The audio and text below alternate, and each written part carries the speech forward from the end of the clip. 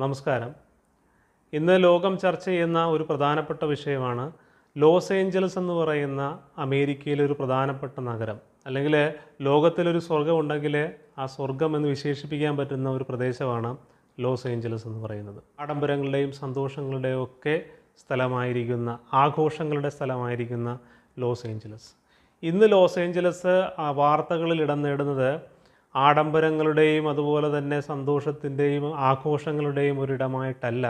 Indian അതുപോലെ തന്നെ palisade തുടങ്ങിയ പ്രദേശങ്ങളിൽ കാട്ടുതീ പടർന്നു പിടിച്ചതിൻ്റെ ഫലമായിട്ട് നമുക്കിന്നറിയാം ഏതാണ്ട് നല്ലൊരു പ്രദേശം ഈ ലോസ് ഏഞ്ചൽസിൻ്റെ കത്തിപ്പോയി എന്ന് കാണാൻ കഴിയും. ഈ പ്രദേശങ്ങൾ അതിൽ പ്രധാനപ്പെട്ട ഏറ്റവും കൂടുതൽ അഗ്നിബാധയുണ്ടായ സ്ഥലമാണ് ഈ പാലിസൈഡ് എന്ന് പറയുന്ന സ്ഥലം. അപ്പോൾ ആ പ്രദേശം എന്ന് പറയുന്നത്, അപ്പോൾ അത് മുഴുവൻ എന്ത് ചെയ്തു, കുറേ വീടുകൾ അവിടെ നഷ്ടമായി. ഏതാണ്ട് 12,000-ഓളം കെട്ടിടങ്ങൾ ഇതിനോടകം തന്നെ അങ്ങനെ കത്തി നശിച്ചുപോയി എന്നാണ് പറയപ്പെടുന്നത്.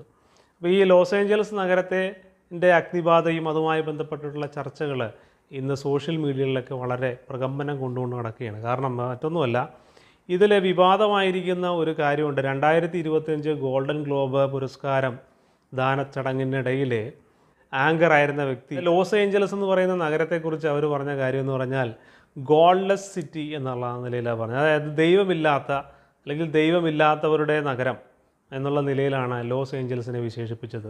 മാത്രമല്ല അതിലുടനീളം ദൈവത്തെ പരിഹസിക്കുന്ന വിധത്തിലുള്ള ചില കാര്യങ്ങളൊക്കെ ഉണ്ടായിരുന്നു എന്ന് നമുക്ക് കാണാൻ കഴിയും. ഈ സംഭവത്തിന് ശേഷം ഏതാണ്ട് 2 ദിവസം കഴിഞ്ഞിട്ടാണ് ഈ ലോസ് ഏഞ്ചൽസ് എന്ന് പറയുന്ന നഗരത്തിൽ അതിലൊരു പ്രധാനപ്പെട്ട ഏരിയയിൽ, അത് ഈ പറഞ്ഞ ഇന്ത്യൻ അതുപോലെ തന്നെ പാലിസൈഡ് തുടങ്ങിയ പ്രദേശങ്ങളിൽ ഈ അഗ്നിബാധ ഉണ്ടാകുന്നത്. അപ്പോൾ അവിടുത്തെ ഒരു ഭൂമിശാസ്ത്ര പ്രകാരം നമുക്കറിയാം എന്താണ്, അവിടെ സാധാരണയായിട്ട് വീശുന്ന ഒരു കാറ്റുണ്ട്, സാൻഡ് ആന എന്ന് പറയുന്ന കാറ്റ്. സാൻഡ് ആന എന്ന് പറയുന്ന കാറ്റ് എന്ന് പറയുന്നത് ഡ്രൈ വിൻഡാണ്.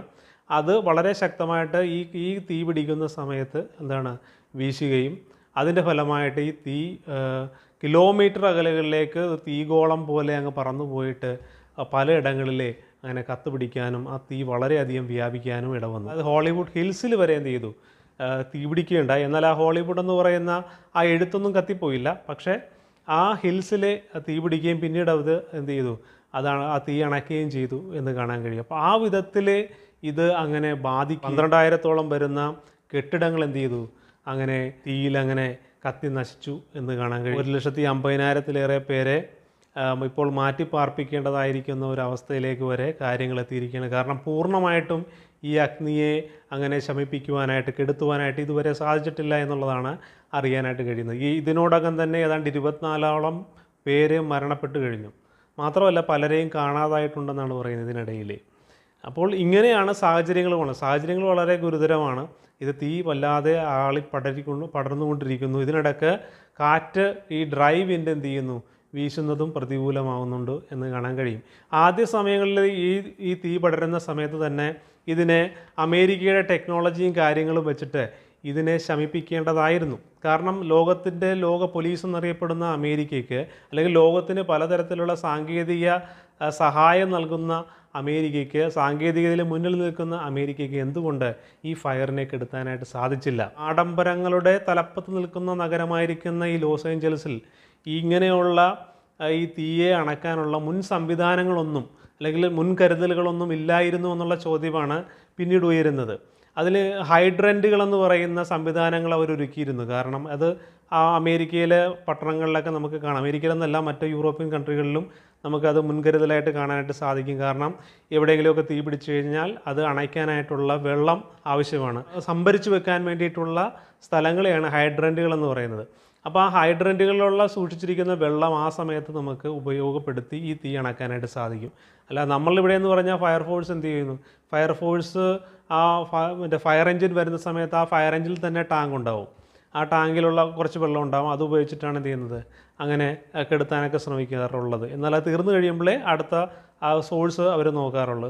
എന്നാൽ ഇതുപോലുള്ള അത്യാധുനികമായിരിക്കുന്ന വളരെ ആസൂത്രിത മികവോടുകൂടി പണി കഴിപ്പിച്ചിട്ടുള്ള നഗരങ്ങളിൽ ഇങ്ങനെയുള്ള സംവിധാനങ്ങളുണ്ട്, ഹൈഡ്രൻറ്റ് പോലുള്ള സംവിധാനങ്ങളുണ്ട്. അതിൽ കണക്ട് ചെയ്തിട്ടവർക്ക് ആവശ്യത്തിന് വെള്ളം ഉപയോഗിച്ച് ആ തീ അണയ്ക്കാനായിട്ട് സാധിക്കും. എന്നാൽ ഇവിടെ ഈ ഹൈഡ്രൻറ്റുകൾ പോലും എന്ത് ചെയ്തു, വറ്റിപ്പോയി എന്നാണ് പറയുന്നത്. അത്രമേൽ ശക്തമായിരിക്കുന്ന തീയായിരുന്നു എന്നാണ് പറയുന്നത്. അതുകൊണ്ട് തന്നെ ഇതിനെ കെടുത്താനായിട്ട് അവർക്ക് പ്രയാസപ്പെട്ടു. ഈ ഹൈഡ്രൻറ്റുകൾ പറ്റിയത് ഒരു പ്രതികൂലമായിട്ട് വരികയും അത് തീ ആളിപ്പടരുവാനും ഒരുപാട് വീടുകൾ കത്തി നശിക്കുവാനുമായിട്ട് ഇടവന്നു എന്നാണ് പറയുന്നത്. ഹൈഡ്രൻറ്റുകളുടെ കേസുകൾ മാത്രമല്ല, അതൊരു കാരണം മാത്രം പറയുന്നു, ഒരു പ്രതികൂല കാരണം മാത്രമായിട്ടാണ് അത് പറയുന്നത്. അതല്ലാതെ മറ്റ് പ്രതിസന്ധികളുണ്ടായിരുന്നു. ആദ്യഘട്ടങ്ങളിൽ തന്നെ വലിയ എയർക്രാഫ്റ്റ് ടാങ്കറുകൾ ഉപയോഗിച്ച് ഈ തീ അണയ്ക്കാൻ സാധിക്കുമായിരുന്നു. മുൻപ് ഇതുപോലെ ലോസ് ഏഞ്ചൽസിൽ ഇത് ആദ്യ സംഭവമൊന്നുമല്ല. ഇത് മുമ്പും ഇതുപോലുള്ള കാട്ടുതീകൾ പടർന്നു പിടിച്ചിട്ടുണ്ടെങ്കിലും അതൊക്കെ വിജയകരമായിട്ട് അവരെന്ത് ചെയ്തിട്ടുണ്ട്, അവരതിനെയൊക്കെ അണച്ച് കളഞ്ഞ ചരിത്രമാണ് അവർക്കുള്ളത്. ടാങ്കർ എയർക്രാഫ്റ്റുകളുണ്ട്, അതിൽ വെള്ളം സംഭരിച്ചു കൊണ്ടുവന്നിട്ട് ഈ തീ എവിടെയാണോ പടരുന്നത് അവിടെ അത് ശമിപ്പിക്കുവാനായിട്ടുള്ള സംവിധാനങ്ങൾ അവർക്കുണ്ടായിരുന്നു. എയർക്രാഫ്റ്റുകളുണ്ടായിരുന്നു, ഹെലികോപ്റ്ററുകളുണ്ടായിരുന്നു, ഇതെല്ലാം സംവിധാനങ്ങളും അവർക്കുണ്ട്. എന്നാൽ അതിനെയൊന്നും കാര്യക്ഷമമായിട്ട് ഉപയോഗിക്കുവാനായിട്ട് ആ ഘട്ടത്തിൽ സാധിച്ചില്ല എന്നുള്ളതാണ് ഇതിൻ്റെ ഒരു പ്രധാനപ്പെട്ട വെല്ലുവിളിയായിട്ട് മാറി. ലോസ് ഏഞ്ചൽസിൻ്റെ ഒരു കാലാവസ്ഥയെക്കുറിച്ച് പറയുമ്പോൾ നമുക്കറിയാൻ സാധിക്കുന്നത് ഇത് വളരെ ഡ്രൈ ആയിട്ടുള്ള ഒരു പ്രദേശമാണ്. എന്നാൽ അവിടെ വളരുന്ന ഒരു പ്രത്യേകതരം കുറ്റിച്ചെടികളുണ്ട്. എന്നാൽ ഈ ഒരു കാലഘട്ടത്തിൽ അത് വളരെ ഡ്രൈ ആയിട്ടിരുന്നു. എന്നാൽ മഴ പെയ്തതിനെ തുടർന്ന് അവിടെ വീണ്ടും തളിരുകൾ ഇടുകയും പുതിയ വെജിറ്റേഷൻ അവിടെ ഉണ്ടാകുകയും ചെയ്തു. പുതിയതായിട്ട് ഈ കുറ്റിക്കാടുകൾ തളിർത്ത് വളർന്നു വന്നു. എന്നാൽ പിന്നീടുണ്ടായിരിക്കുന്ന ആ ഒരു ഡ്രൈ വെതറിൽ അത് കത്തുവാൻ പാകത്തിനുള്ള നിലയിൽ, ഉണങ്ങിയ നിലയിലായിരുന്നു ആ കുറ്റിക്കാടുകൾ നിലനിന്നിരുന്നത്. അതുകൊണ്ട് തന്നെ ഈ തീ ഉണ്ടാകുവാനും തീ പെട്ടെന്ന് സ്പ്രെഡ് ആകുവാനും ഈ ഒരു അവസ്ഥ കാരണമായി തീർന്നു എന്നുള്ളത്. പിന്നെ കൂടുതലും ഇവിടുത്തെ ഹില്ലേരികളിൽ താമസിക്കുന്നത് അതിസമ്പന്നന്മാരായിരിക്കുന്ന പ്രശസ്തരായിരിക്കുന്ന നടന്മാരും നടിമാരും ഒക്കെയാണ് ഈ ഹില്ലേരികളിലൊക്കെ താമസിക്കുന്നവരുടെ വീടുകളെന്നൊക്കെ പറഞ്ഞു കഴിഞ്ഞാൽ വലിയ വിലപിടിപ്പുള്ള വലിയ സൗധങ്ങളാണ് അവരുടെ വീടുകളെന്ന് പറയുന്നത്.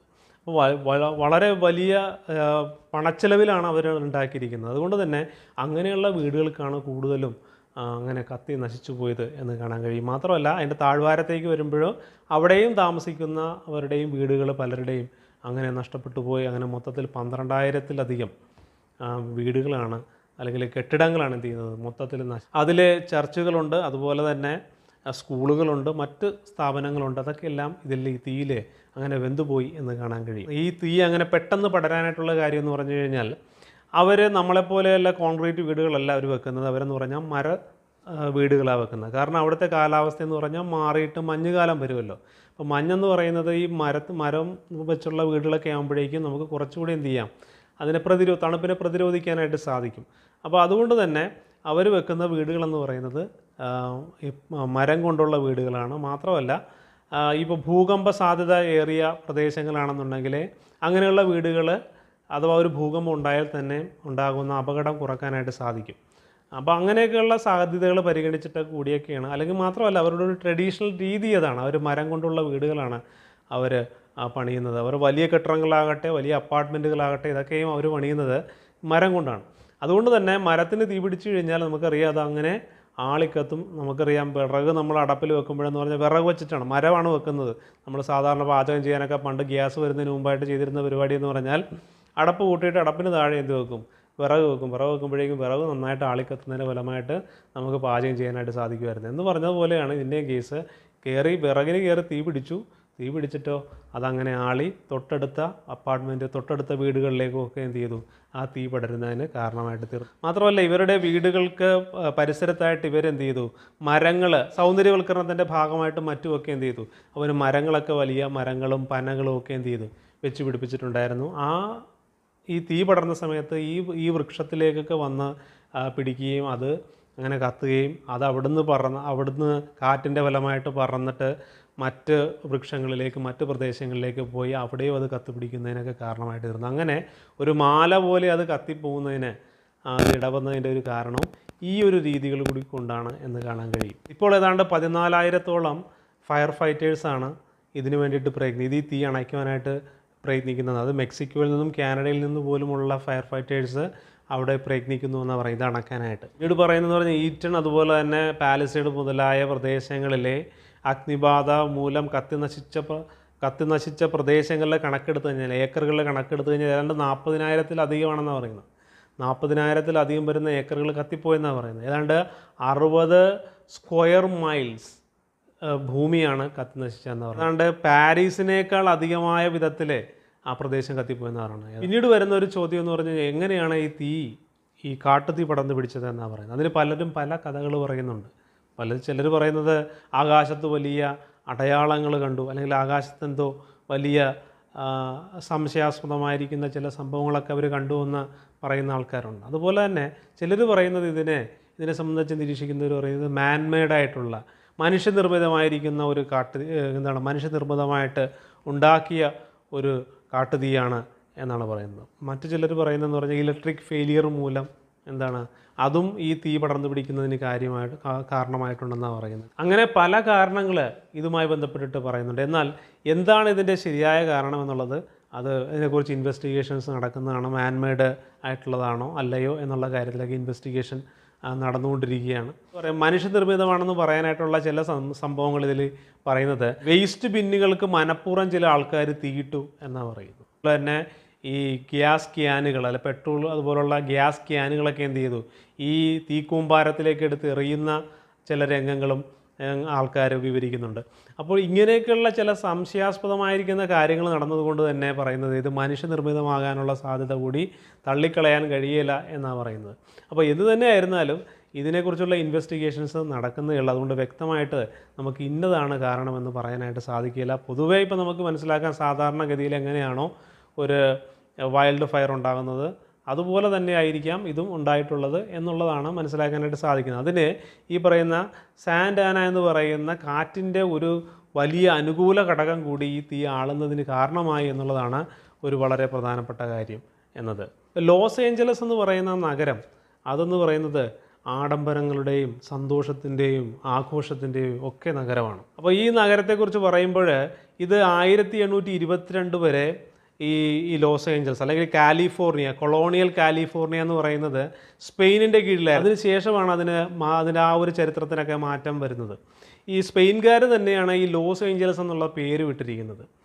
സ്പെയിനിലെ ഇപ്പോൾ ലോസ് ഏഞ്ചലസ് എന്ന് പറയുമ്പോൾ നമ്മളത് ഇംഗ്ലീഷിലേക്ക് ട്രാൻസ്ലേറ്റ് ചെയ്ത് കഴിഞ്ഞാൽ ദ ഏഞ്ചൽസ് എന്നാണ് അതിൻ്റെ അർത്ഥം എന്ന് പറയുന്നത്, ദ ഏഞ്ചൽസ്. അപ്പോൾ അങ്ങനെ വന്നൊരു പേരാണ് ഈ ലോസ് ഏഞ്ചലസ്. ദുരന്തം സമ്പന്നന് വന്നാലും ദരിദ്രന് വന്നാലും ആർക്ക് വന്നാലും ദുരന്തമാണ്. അത് അനുഭവിക്കുന്നതാകട്ടെ മനുഷ്യനാണ് എന്ന് കാണാൻ കഴിയും. അതുകൊണ്ട് ഏതൊരു മനുഷ്യൻ്റെയും സങ്കടവും പ്രയാസവും ഒക്കെ നമ്മുടെയും സങ്കടവും പ്രയാസവുമാണെന്നുള്ളത് തിരിച്ചറിയുമ്പോഴാണ് നമ്മൾ മനുഷ്യരായിട്ട് തീരുന്നത് എന്ന് കാണാൻ കഴിയും.